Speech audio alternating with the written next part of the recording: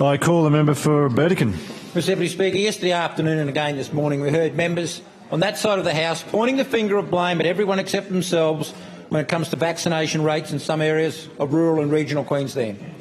Make no mistake, this government has failed when it comes to those areas. There's no other way to put it, and the reason is simple.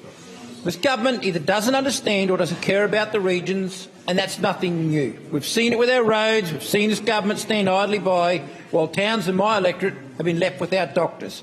And when it comes to one of the biggest challenges the world has seen in the last 100 years, again we see failure.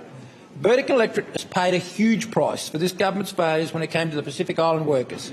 Despite the thousands of tonnes of produce that went to waste this year, not to mention the huge economic impact on the Burdekin, it took 18 months to set up a dedicated quarantine facility. And in Bowen, well, I guess they continue to wait.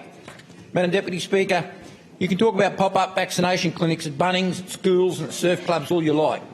But the facts are there are no Bunnings in the Burdekin electorate, no surf clubs in the Burdekin electorate were chosen to host vaccinations, and not one school in the Burdekin electorate was chosen to be a vaccination centre.